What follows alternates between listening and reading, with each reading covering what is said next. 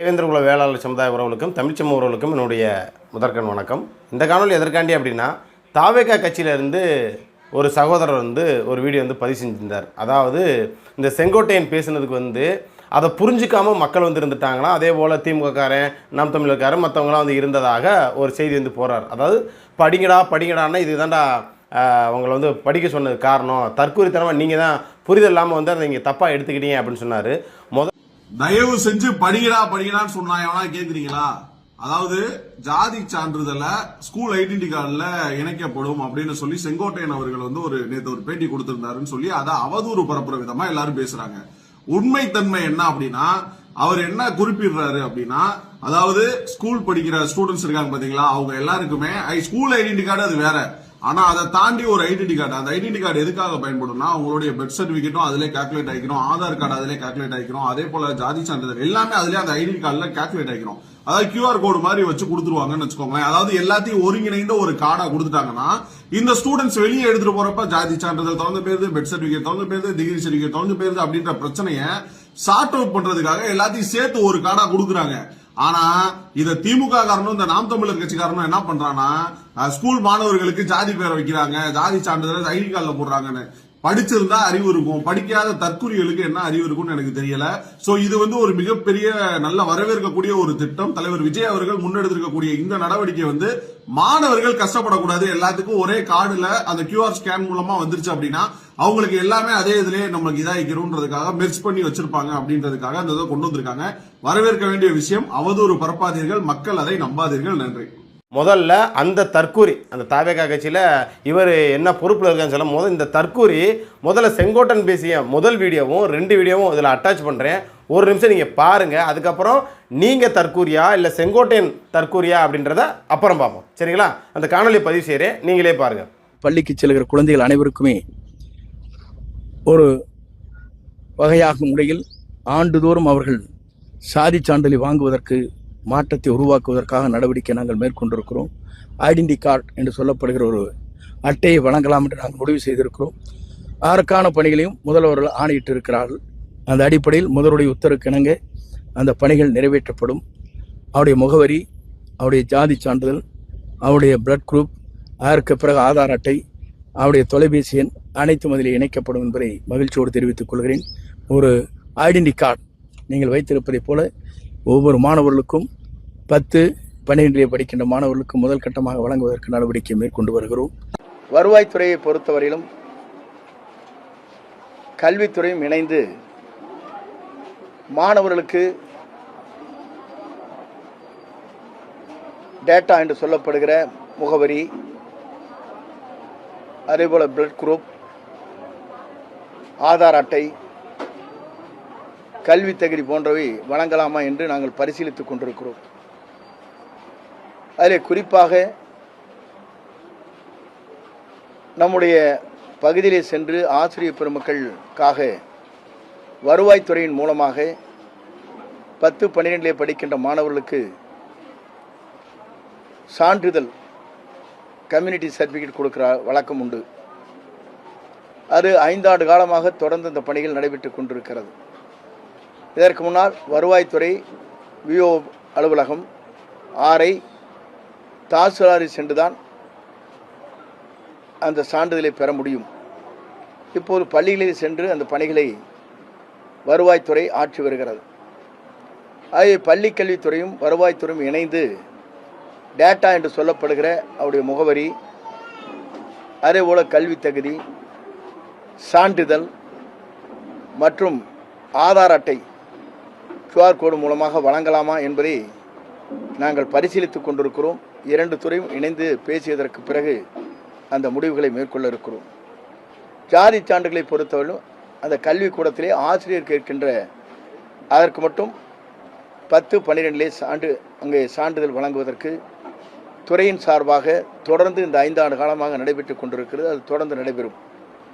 அதே நேரத்தில் நாம் வழங்கப்படுகிற டேட்டாவில் ஜாதி அடிப்படையில் இருக்காது. ஏனென்று சொன்னால் பள்ளியிலே கொடுத்து விட்டதற்கு பிறகு அதில் இடம்பெறக்கூடாது என்பதுதான் அரசுடைய நோக்கம்.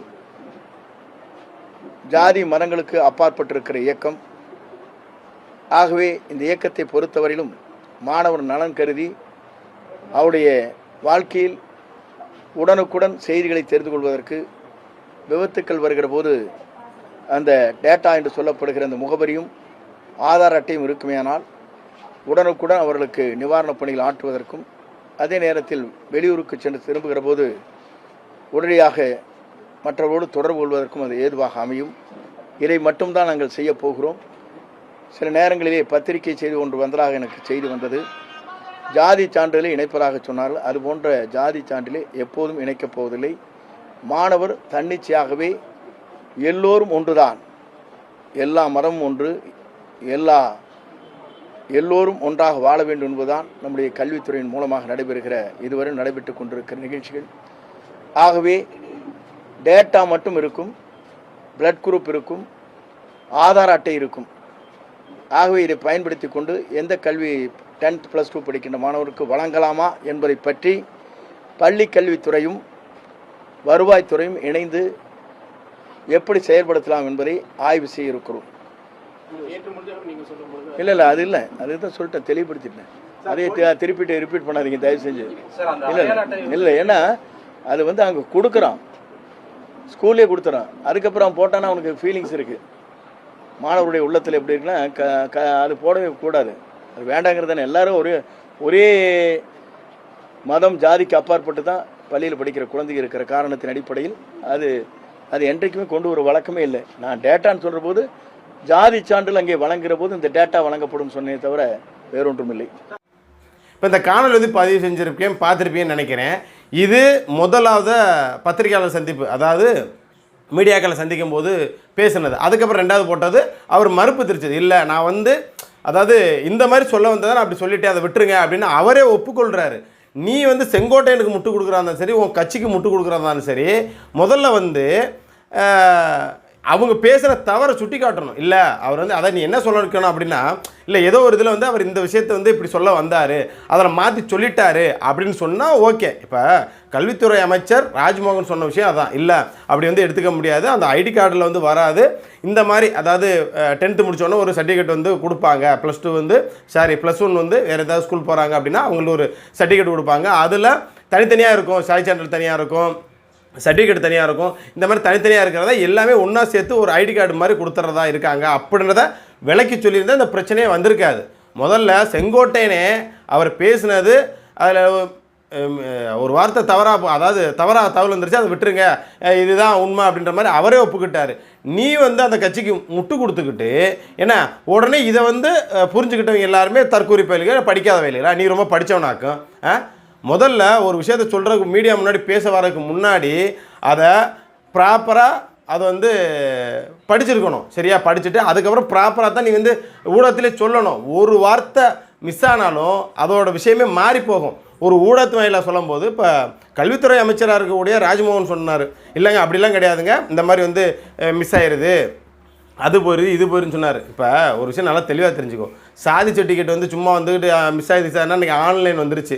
ஆன்லைனில் எல்லாமே அது எல்லா சர்டிஃபிகேட்டுமே ஆன்லைன்லேயே நம்ம எடுத்துக்கலாம். இப்போ நீங்கள் ஒரு புதிய திட்டம் கொண்டு வந்திருக்கீங்க. அதாவது முன்னெல்லாம் சாதி சான்றிதழ்னு தனியாக ஒன்று இருக்கும், இது படித்து முடித்த சர்டிஃபிகேட் தனியாக இருக்கும். இப்போ இதில் எல்லாமே நாங்கள் அட்டாச் பண்ணிடுவோம் அப்படின்னு சொல்கிறது வரவேற்கக்கூடிய விஷயம் தான், நல்ல திட்டம் தான். அதில் மாற்றுறதுல சொல்கிற விதம் தவறாக சொன்னது யாருன்னு பார்த்தீங்கன்னா செங்கோட்டையன் தான். சரிங்களா?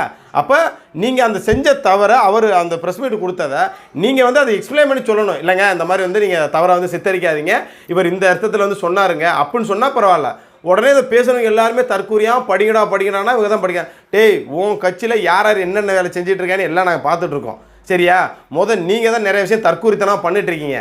தமிழக முதல்வர் விஜய் அவர்களுடைய பேரை கலங்கப்படுத்துறதே உன்னை போன்ற தற்கூரி தான். சரியா? ரசிகர் கூட்டமாக இருக்கிற ஆள் தான். சரியா? அவரோட பேரை கலங்கப்படுத்துற இன்னும் நீ அவரை ரசிகர்களாக பார்க்குறீங்களே தவிர்த்து விஜய் ஒரு அரசியல் தலைவராக எப்படி அவரை பார்க்கணுன்ற அந்த அடிப்படை அறிவு கூட இல்லாத தற்கூறியெல்லாம் நீங்கள் தான் இருக்கிறீங்க. சரியா? அரசியல்வாதியாக பார்க்க கற்றுக்கங்க. ஏன்னா மக்களுக்கு சேவை செய்ய வந்துட்டார். இப்போ மக்களுக்கான தலைவர் அவர். யாருக்கு பிடிச்சாலும் பிடிக்கலாட்டியும் இன்னும் 5 வருஷத்துக்கு அவர் தான் முதல்வர். சரியா? எல்லாத்துக்குமான முதல்வர் அவர் தான். அவர் பேரை எப்படி காப்பாற்றுற, ஒரு கட்சியில் ஒரு தவறு நடந்துருச்சா அதை எப்படி சுட்டி காட்டணும், அதை வந்து ஒரு தவறு நடந்துருச்சுங்க, இந்த மாதிரி வந்துருச்சு, அது ஒரு தெரியாமல் விட்டாருங்க, அது வந்து அப்படி எடுத்துக்காதீங்க, இப்படி எடுத்துக்கன்னு சொல்லணும். அதை விட்டுவிட்டு நீ மற்றவங்கள பார்த்து தற்கூரின்னு சொல்ல, நீ தற்கூரியாக இருந்துக்கிட்டு மற்றவங்கள பார்த்து தற்கூரின்னு சொல்லாத. இப்போ உங்கள் அமைச்சர் இன்னொருத்தர் 2 வருஷத்துக்கு முன்னாடி ஐபிஎல்ல இருந்துக்கிட்டு இந்த மாத்திரையை நுணுக்கணும்னு சொன்னேன், எங்க அதுக்கு விளக்கம் கொடுத்து ஒரு வீடியோ போடுவாப்போ. டாக்டரே சொல்கிறாங்க பாராசெட்டமால் மாத்திரை வந்து எந்த மாத்திரையாக இருந்தாலும், அதாவது நீரில் நினைக்காத மாத்திரையை இப்படி நுணுக்க முடியும். அதுவும் கார்டை வச்சு, கிரெடிட் கார்டையோ இல்லை ஏடிஎம் கார்டையோ வச்சுக்கிட்டு நுணுக்க முடியாதுன்னு சொல்கிறாங்க. அதே போல் 2 வயசுக்கு கம்மியாக இருக்குது. என் பிள்ளைக்கு இது வரைக்கும் 3 வயசு ஆகுது, அவங்களுக்கே இன்ன வரைக்கும் மாத்திரை கொடுக்க மாட்டேங்கிறாங்க. சிறப்பு தான், டானிக்கே தான். அப்படி இருக்கும்போது அவர் ஒரு பொய்யை வந்து சொல்கிறாரு, அதுக்கெல்லாம் முட்டு கொடுத்துட்டு நீங்கள் வருவீங்க. இதை கேள்வி கேட்டால் அவங்கெல்லாம் தற்கூரி. ஏண்டா தற்கூரி பேலை? முதல்ல நீங்கள் வந்து ஒரு விஷயம் பரவிருச்சு, அதை மக்கள்கிட்ட புரிய விடும் விதமாக புரிய சொல்லுங்கள். இப்படி எப்படி சொல்கிறது? இப்போ நாங்களாம் வீடியோ போட்டிருந்தேன், இப்போ அதனால தான் நான் வீடியோ போடுறேன். இந்த மாதிரி வந்து செங்கோட்டையன் வந்து பேசியிருக்காரு, தென் தமிழகத்தில் ஏற்கனவே சாதி பிரச்சனையாக இருக்குது, ஒரு ஐடி கார்டில் வந்து இந்த மாதிரி அடையாளப்படுத்துனீங்கன்னா அப்போ பள்ளி மாணவர்களே வந்து சாதி முதல் வந்து உருவாகிறதா, கையில் சிவப்பு கவர் கட்டுறதோ இல்லை வேறு சமுதாய கிடையாது கட்டக்கூடாதுங்கிறதோ பள்ளி போகிற மாணவ மத்தியில் வந்து எந்த கவருமே கட்டக்கூடாதுன்னு ஒரு ரூல்ஸ் வந்து போட்டாங்க. ஆனால் எனக்கு ஐடி கார்டில் வந்து ஒரு பேர் சேர்க்கிறப்ப நாங்களாம் கண்டனம் தெரிவிச்சிருந்தோம். அவர் சொன்ன விதம் அப்படி தான் இருந்தது. அப்போ அதை விளக்கி வந்து சொல்லியிருக்கணும். இல்லை கல்வித்துறை அமைச்சராக இருக்கக்கூடிய ராஜ்மோகன் இதுக்கான விளக்கம் வந்து கொடுத்துருக்கணும். அவர் எந்த துறையில் இருக்கார், இவர் எந்த துறையில் இருக்கார், அவர் சம்மந்தம் இல்லாமல் இந்த கல்வித்துறை பற்றி அவர் பேசுகிறதுக்கு என்ன ரைட்ஸ் இருக்குது? அதனால் வந்து முதல்ல நீங்கள் செய்யக்கூடிய தவறை வந்து சரியா அதை சரி செய்கிறதுக்கான வேலையை பாருங்கள். ஒருத்தெல்லாம் வீடியோ போடுறேன், என்னடா குடிச்சு எப்படியும் நாசமாக போகிறீங்க, 10 ரூபா கூட விற்று வாங்கினா நீங்கள் என்னடா குறைஞ்சா போயின்னு ஒரு நாய், தற்கூரி நாய், அந்த நாய் வீடியோ போடுது. அப்போ என்ன மானாவுக்கு தளபதி விஜய் வந்து அந்த ஒரு பாட்டு பாடினார், பாலாஜி பற்றி ஏன் பாட்டு பாடணும்? யோசிச்சுப்பாரு. அவங்களோட ஆட்சி சரியில்லைங்கிறனால தான் உங்களை மாற்றம்ன்ற நோக்கி போட்டாங்க. அப்போ அதை நீங்கள் சரி செய்யணும். இன்ன வரைக்குமே ஒயின் ஷாப்பில் வந்து இந்த மாதிரி 10 ரூபா கூடுதலாக வாங்குறதா தான் சொல்லப்படுது. சரியா? சரக்கு பாட்டில் வந்து 10 ரூபாவும் பீர் பாட்டில் வந்து 20 ரூபாவும் வாங்க போகிறதா தான் சொல்லப்படுது. சரியா? அப்போ இதெல்லாம் எப்படி சரி செய்ய போகிறீங்க? அதை சரி செய்கிறதுக்கு என்ன வேலையோ அதை பார்க்கணும். அதை விட்டு அந்த ஆட்சி வந்தால் நாங்களாம் எங்களை பொறுத்த திமுக வந்தாலும் அதிமுகவும் சரி, எந்த ஆட்சி தவறு செஞ்சாலும் அந்த ஆட்சியில் என்ன குறை இருந்தாலும் நாங்கள் அதை வந்து சுட்டி காட்டுறோம். சரியா? இதுக்காக நாங்கள் எந்த கட்சியோட ஆதரவாளரும் கிடையாது. நாளைக்கே தமிழக முதல்வர் விஜய் அவர்கள் நல்ல விஷயத்தை ஒன்று கொண்டு வரும்போது நாங்கள் பாராட்டத்தை செய்வோம், அதில் மாற்று கருத்தே இல்லை. அப்போ இதை விட இது பெட்டராக என்ன கொண்டு வர முடியும் அப்படின்ற பாருங்கள். இப்போ நிறைய இடங்களில் பார்த்தீங்கன்னா இந்து அறநிலையத்துறையில் இருக்கக்கூடிய ரமேஷ் வந்து பார்த்தீங்கன்னா நிறைய இடங்களில் போய் ஆய்வு பண்ணுறாப்புல நல்ல விஷயத்த ஒரு சில இடங்கள்லாம் பார்த்தோம். கோயிலில் இவ்வளோ பொருள் வாங்கினா இப்போ உண்மையிலே கோயிலில் மிகப்பெரிய ஒரு கொள்ளை நடத்துகிறாங்க. ஒரு தேங்காய் அர்ச்சனை பொருள் வாங்க போனால் 500 வாங்குறேன், ஒவ்வொரு கோயிலில் 300 வாங்குறேன், ஒவ்வொரு கோயிலில் 200 வாங்குவான். அந்த மாதிரி இது பண்ணுறானுங்க. ஒன்றுமே இல்லாத ஒரு எலுமிச்சம்பழம் மேக்ஸிமம் இஞ்சி போனால் ஒரு 5 ரூபா, அதிகபட்சம் போனால் எலுமிச்சை தட்டுப்பாடு இருந்தால் 10 ரூபா வைக்கலாம், 30 ரூபா விற்கிறான். இதே மாதிரி அலர்கோவிலில் 30 ரூபாய்க்கு விற்கிறான். அந்த அர்ச்சனை சாமா 300 ரூபாய்க்கு விற்கிறான்.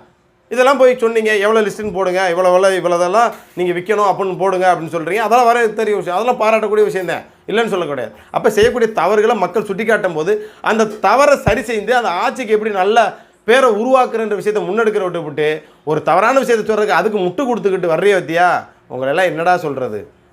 அதனால் வந்து மக்கள் எல்லாத்தையும் பார்த்துட்டு தான் இருக்காங்க. புரியுதா? கரண்ட் கட் ஆயிடுச்சு அப்படின்னா வந்து நிறையா பக்கம் பீஸை பிடுங்குறேன் அப்படின்னு நிர்மல்குமார் சொல்கிறது, இதெல்லாம் நாங்கள் எப்படி எடுத்துக்கிறது? எங்கேயோ 4 இடத்துல பீஸு பிடுங்குறது, தமிழ்நாடு ஃபுல்லாகவே வந்து பார்த்திங்கன்னா மின் கட் ஆகுதா, கரண்ட் கட் ஆகுதா? அதை சரி செய்கிறதுக்கான வேலையை வந்து முன்னெடுங்க. உண்மையிலே இது யாருக்குமே கிடைக்காத ஒரு வாய்ப்பு. ஏன்னா இது அரசியல் வரலாற்றிலே முதல் முறையாக இப்படி ஒரு நிகழ்வு வந்து நடந்திருக்குது. விஜய் வந்து சிஎம் வந்திருக்கா. சொல்லப்போனால் நானே ஒரு விஜய் ரசிகன் தான். சரியா? நான் இந்த சமூகத்துக்காண்டி போராடுறதுக்கு முன்னாடி நான் ஒரு விஜய் ரசிகன். நான் ரசிகனுங்கிற விட விஜயனோட வெறியன்னு சொல்லலாம். சரியா? ஒரு காணொலியில் தெளிவாக போடுறேன் பார். விஜய் படம் ஒவ்வொரு படமும் வரும்போது அவரோட ஃபோட்டோவை வரைஞ்சி எப்படிலாம் பண்ணுவேன் அப்படின்னு. அப்போல்லாம் அப்படி உடை என்ன படம் வரும்போது என்ன ஸ்டைல் பண்ணுறாப்புல அந்த மாதிரி ட்ரெஸ் கோட் போட்டு தெரிஞ்சவனாலாம். சரியா? அரசியலாக வந்து பார்க்கும்போது என்னை பொறுத்தளவு ஏற்றுக்க முடியலை. சரியா? அது நல்லது பண்ணாங்கன்னா கண்டிப்பாக நான் ஏற்றுக்கிருவேன், மாற்றுக்கருத்தே இல்லை. புரியுதா? அதனால் வந்துக்கிட்டு சும்மா முட்டு கொடுக்குற வேலையை விட்டுவிட்டு ஒரு ஆள் வந்து ஒரு விஷயம் தவறு செய்கிறாங்கன்னா அதை அந்த தவறை சரி செய்யறதுக்கான வேலையை நீங்கள் முன்னெடுங்க. உண்மையிலேயே உங்களோட அரசியல் கட்சி இன்னும் மேலும் வளர்ற. சரியா? அதை விட்டுவிட்டு இது கருத்து சொல்லலாம் தற்கூரி பைய படிக்காத பையன் சொன்னேன்னு உனக்கு மேலே இங்கே பேசுகிறதுக்கு திமுககாரன் பேசுகிறானோ இல்லையோ, நாம் தமிழர் கட்சி பயங்கரமாக பேசுவோம் உன்னைய பார்த்துக்க. சரியா? அது போது பொது உடைமையாக இருக்க நாங்களும் உன்னை கிழிச்சு தொங்க விடுறதுக்கு ரொம்ப நேரம் ஆகாது. அதனால் செஞ்ச தப்பை சரி செய்யறதுக்கான வேலையை பாருங்கள். நன்றி.